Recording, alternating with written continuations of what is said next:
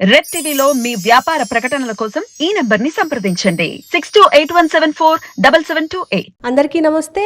ప్రస్తుతం మనతో పాటు హైకోర్టు అడ్వకేట్ మధు శర్మ గారు ఉన్నారు. ఆయనతో మాట్లాడదాం.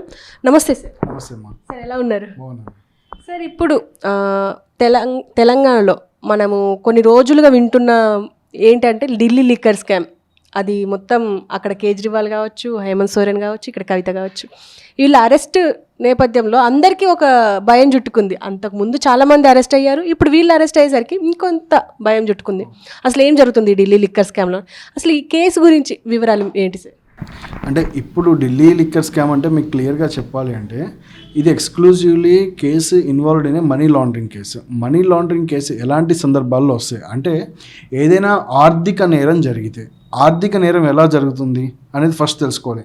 అంటే ప్రభుత్వానికి రావాల్సినటువంటి ఫండ్స్ ఏవైతే ఉన్నాయో వాటిని డైల్యూట్ చేయడము, లేదా వీళ్ళ సొంత డబ్బుల్ని కూడా వేరు వేరు కంపెనీస్లో ఇన్వెస్ట్ చేయడానికి డిఫరెంట్గా ప్రభుత్వానికి లెక్క తెలియకుండా డైల్యూట్ చేసే విధంగా చేయడము, బయట నుంచి ఫండ్స్ తీసుకురావడం. అంటే వీళ్ళు అవినీతి చేశారు అనుకుందాం. ఇన్ కేసు చేసిన అవినీతిలో వాళ్ళు ఏం చేస్తారంటే డైరెక్ట్ క్యాష్ని ఏం చేస్తారంటే ఫండ్స్ వేరే వేరే విధాలుగా ఫ్లో చేసి ఒక ఫిక్స్డ్ అసెట్స్ మీద ఇన్వాల్వ్ చేసి ఇన్వెస్ట్మెంట్ చేసి తర్వాత దాన్ని మళ్ళీ లోపల సిస్టంలోకి లాక్కురావడానికి ట్రై చేస్తారు. సో ఇలాంటివి చేసే తరుణంలో ఏం చేస్తారంటే దీన్ని మనము మనీ లాండరింగ్, ఆర్థిక నేరం కింద పరిగణిస్తూ ఉంటాం. అంటే ఫండ్స్ని డైల్యూట్ చేయడము, ఫండ్స్ని మళ్ళీ వేరు మార్గాల ద్వారా తిప్పేసి, ఏదైతే డబ్బు వీళ్ళ దగ్గర ఉందో దాన్ని వేరు మార్గాల ద్వారా తిప్పేసి ప్రభుత్వ ఖజానాకి ఒక నష్టం వాటిల్లేలా చేయడము, ఇవన్నీ రకరకాలుగా ఒక వే అని కాదు, డిఫరెంట్ వేస్లో ఉన్నాయి. ఆ మనీ లాండరింగ్ చేసే పద్ధతులు చాలా రకాలు ఉన్నాయి. సో ఇందులో ఇప్పుడు ఈమె క్లియర్ కట్గా సౌత్ లాబీ గ్రూప్లో కవిత కీలక పాత్ర పోషించి తర్వాత అక్కడ ఢిల్లీ ప్రభుత్వానికి నష్టం చేకూర్చడం అయితే ప్రభుత్వానికి ఇబ్బంది అయితే అనేది ఎన్ఫోర్స్మెంట్ డైరెక్టరేట్ తీసుకున్నటువంటి అంశం ఇక్కడ కేసు. అంటే 60% అనేది ప్రభుత్వానికి వెళ్లాల్సింది, 40% ప్రైవేట్ వ్యక్తుల చేతిలో ఉంది. కానీ దాంట్లో కూడా వీళ్ళు ఇన్ఫ్లుయెన్స్ చేశారు, వాళ్ళకే ఫేవర్ చేసుకున్నారు. సౌత్ లాబీ గ్రూప్లో చాలా కీలక పాత్ర పోషించారు కవిత అనేది ఒక అభియోగం.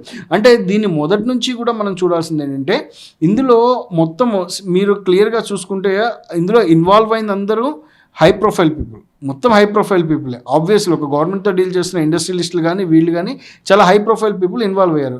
ఇంకొక రకంగా ఇందులో ఆల్రెడీ మనకి ఎప్పటి నుంచో మనీష్ సిసోడియా అరెస్ట్ అయిపోయి, మనీష్ సిసోడియాకి ఇప్పటిదాకా బెయిల్ రాకుండా, అంటే ఆయన ఢిల్లీలో డిప్యూటీ సీఎం, ఒక డిప్యూటీ సీఎం స్థాయి వ్యక్తి ఆల్రెడీ అరెస్ట్ అయిపోయి 18 నెలలుగా జైల్లోనే ఉంటూ తనకి బెయిల్ రాకుండా ఉంది.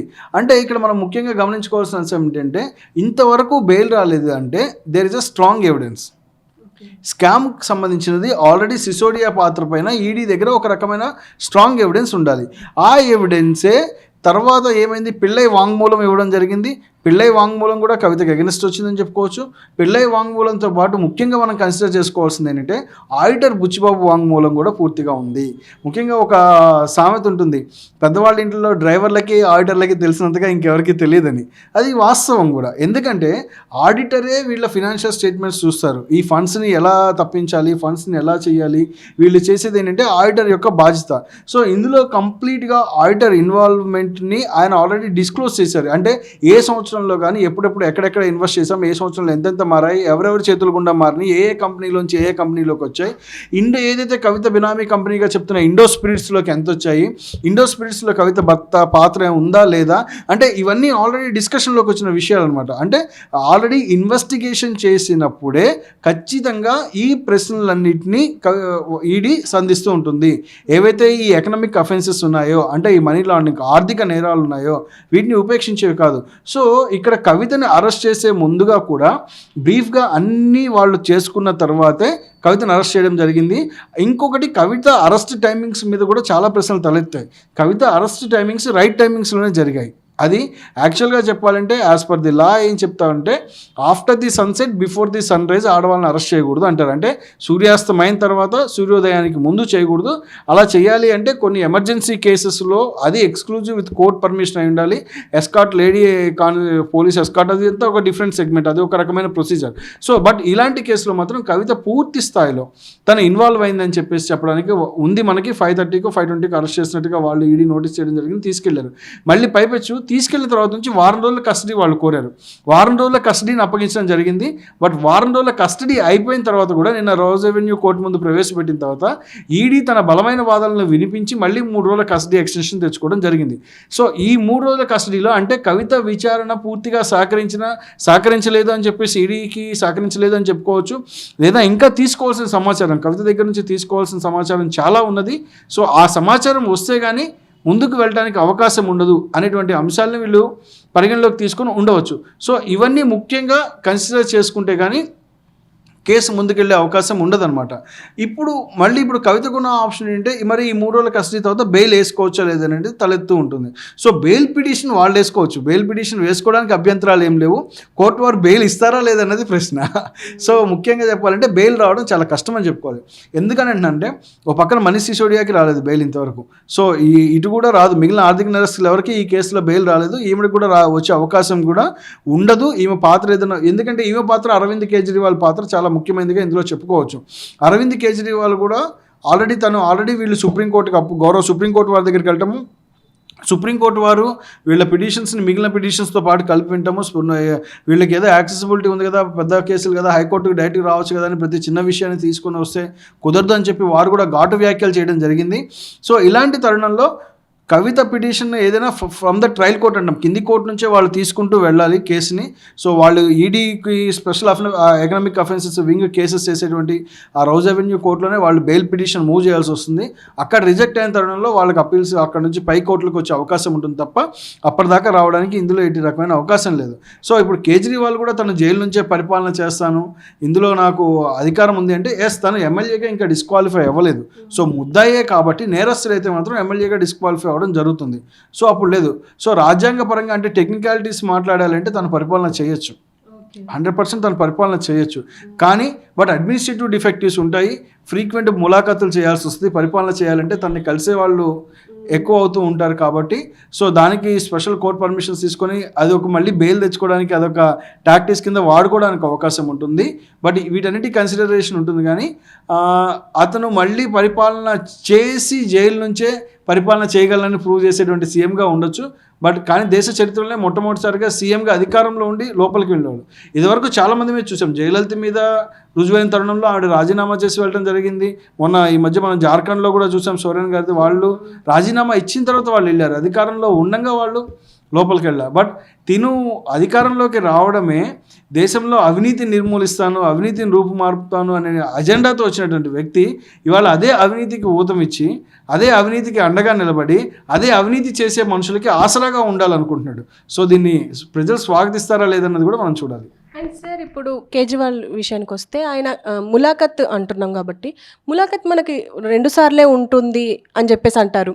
ఇప్పుడు ఈయన సీఎం కాబట్టి ఈయనకి ఎంత ములాఖతులు ఇచ్చే అవకాశం ఉంటుంది అంటారు? అంటే జైలు ములాఖత్ ఒకలా ఉంటుంది, కస్టడీలో ఉన్నప్పుడు కలవడానికి ఇచ్చేటువంటి అవకాశాలు ఒకలా ఉంటాయి. సో కస్టడీలో ఉన్నప్పుడు ఇప్పుడు నిన్న కవిత గారి విషయంలో కూడా చూసాము. కోర్టుకి కుటుంబ సభ్యులు వచ్చినప్పుడు ఒక 5 నిమిషాలు వాళ్ళతో మాట్లాడడానికి అవకాశం ఇచ్చారు.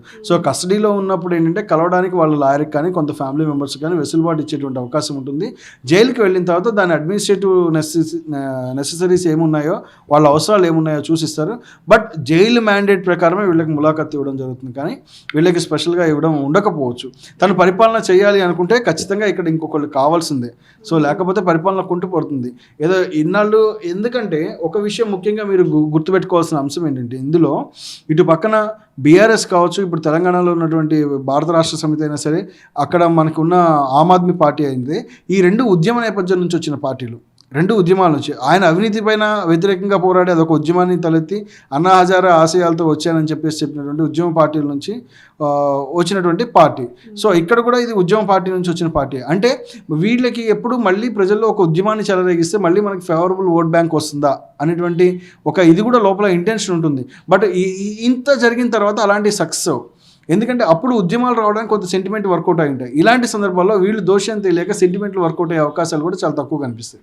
అండ్ ఇప్పుడు కవిత విషయానికి వస్తే కవిత కుటుంబ సభ్యులే ఇందులో ఉన్నారు, ఇన్వాల్వ్ అయ్యారు. ఇప్పుడు ఆ మేనల్లుడు కావచ్చు, కల్వకుంట్ల ఏదో పేరుంది ఆయన కావచ్చు, వీళ్ళంతా ఇప్పుడు ఒకవేళ వాళ్ళ కుటుంబ సభ్యులు ఇన్వాల్వ్ అయ్యి ఉంటే ఈ ఢిల్లీ లిక్కర్ స్కామ్లో వాళ్ళకి ఎలాంటి కేసులు పడే అవకాశం ఉంటుంది? ఎలాంటి సెక్షన్ల కింద? కుటుంబ సభ్యులు కూడా ఇన్వాల్వ్ అయ్యారనే దానికి నేను ఈడీ సోదాలు చేసింది కదా.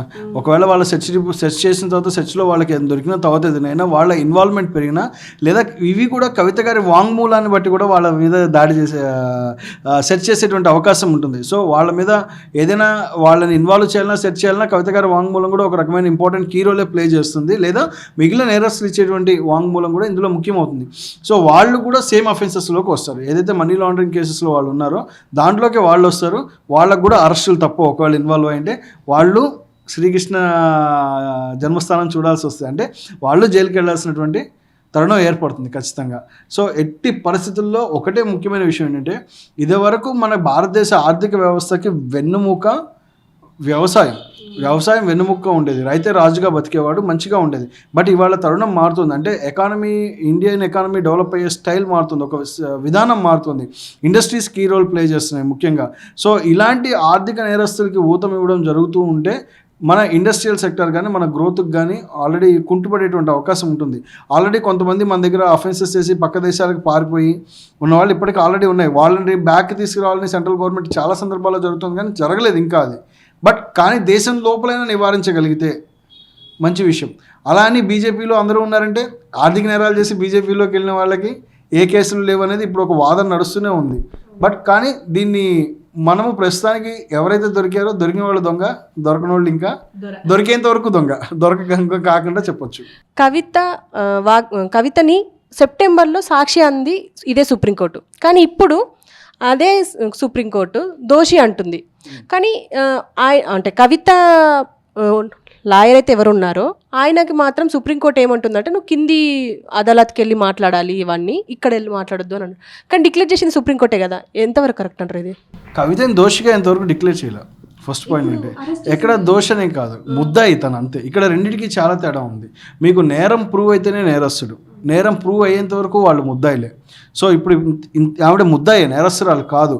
ముద్దాయిని విచారించి తగిన సాక్ష్యాధారాలు సేకరించి కోర్టు వారి ముందు ఆ సాక్ష్యాధారాలు సబ్మిట్ చేశాక ఈ ఈడీ ఏదైతే ఉందో ఇన్వెస్టిగేషన్ ఏజెన్సీ ఏదైతే ఉందో ఆ సాక్ష్యాధారాలన్నీ కోర్టు వారి ముందు సబ్మిట్ చేసిన తర్వాత మాత్రమే తన మీద అఫెన్సెస్ అంటే ఏవైతే అభియోగాలు మోపబడ్డాయో ఆ అభియోగాలు రుజువులతో సహా ఉన్న తర్వాత మాత్రమే తను నేరస్తురాలుగా చెప్పబడటం జరుగుతుంది. కానీ అప్పటి వరకు తను నేరస్తురాలుగా చెప్పరు.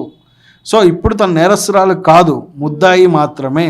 సో ముద్దాయిని నేరస్తులు అని ప్రూవ్ చేయాల్సిన బాధ్యత ఈడీ పైన ఉంది.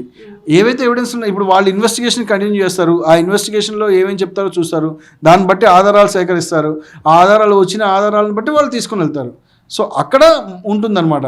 సో అప్పటిదాకా మనము తనకేమి ఇప్పుడు ముద్దాయి అనుకోండి, తన నేరస్తురాలు అనుకోండి, నేరం రుజువైంది, ఇమీడియట్గా తన డిస్క్వాలిఫికేషన్ వచ్చేస్తుంది. అందుకే ఈడీ వారు అరెస్ట్ చేసే ముందు కూడా శాసనమండలి చైర్మన్కి ఇన్ఫార్మ్ చేశారు. సో ఎప్పుడైతే ఉంటుందో తనకి వెయిట్ పడిపోతుంది. ఎమ్మెల్యేగా ఎమ్మెల్సీగా అనర్హతగా ఉంటారు, వాళ్ళు కంటిన్యూ అవ్వలేరు. 10 ఏళ్ల వరకు మళ్ళీ తిరిగి కంటెస్ట్ చేయడానికి అవకాశం ఉండదు వాళ్ళకి. సో ఇవన్నీ టెక్నికాలిటీస్ ఇన్వాల్వ్ అయి ఉంటాయి. సో కాబట్టి అందుకని ఇప్పుడు చూడండి, అరవింద్ కేజ్రీవాల్ అయినా పరిపాలన కొనసాగించవచ్చు, ముద్దాయిలు మాత్రమే, నేరస్తులు కాదు. ఇంకా సార్ ఇప్పుడు వీళ్ళ నేరాలు రుజువు కాకపోతే అంటే ఇంకెన్ని రోజుల్లో వాళ్ళని రుజువు చేయాలి? వాళ్ళ సాక్ష్యాలు ఎప్పటి వరకు రుజువు చేసుకునే అవకాశం ఉంటుంది? లేకపోతే ఈ డేట్ అంటే ఇన్ని రోజుల తర్వాత వీళ్ళని మళ్ళీ విడుదల చేసే అవకాశం ఏమైనా ఉంటుందా? కోర్టులో ట్రయల్ కంటిన్యూ అయ్యేంత వరకు ఉంటుందండి. కోర్టులో ఇప్పుడు ట్రయల్ కోర్టులో ఎక్కడైతే హౌస్ రెవెన్యూ కోర్టు ఉందో అంతా విచారణ జరగాల్సిందే. అందులో స్టేజెస్ వైజ్గా వెళ్ళాలి. ఈవిడ స్టేట్మెంట్స్ తీసుకుంటారు, తర్వాత ఈవిడ క్రాస్ చేస్తారు. ఇదంతా ఒక ప్రొసీజర్. ఆ ప్రొసీజర్ ప్రకారం వెళ్ళాల్సి ఉంటుంది. ఒకవేళ నిజంగా వీళ్ళ ఇన్వాల్వ్మెంట్ లేదు, బయటికి వచ్చేటువంటి అవకాశం ఉంటే ఈడీ సబ్మిట్ చేసే డాక్యుమెంట్స్ ఎవిడెన్సెస్ ఏవైతే కోర్టుకు ఉన్నాయో అదొక కాపీని ఆబ్వియస్లీ కవిత లాయర్లకు కూడా ఇవ్వాల్సి ఉంటుంది. కోర్టు వారికి ఇచ్చిన కాపీని కవిత లాయర్లకు కూడా ఇవ్వాల్సి వస్తుంది. అందులో తగిన సాక్ష్యాధారం లేకపోతే వాటికి బెయిల్ వస్తుంది. తగిన ఎవిడెన్స్ లేకపోతే నిజంగా బెయిల్ వస్తుందండి. మనీష్ సిసోడియాకి రాలేదంటే మీరు అర్థం చేసుకోవచ్చు, హై ప్రొఫైల్ కేసే కదా. మనీష్ సిసోడియాకి రాలేదంటే ఎవిడెన్స్ ఉంటేనే రావడానికి అవకాశం ఉండదు. ఎవిడెన్స్ ఉందనే ఇప్పుడు మనకు అర్థమవుతుంది ఈ కేసులో కూడా.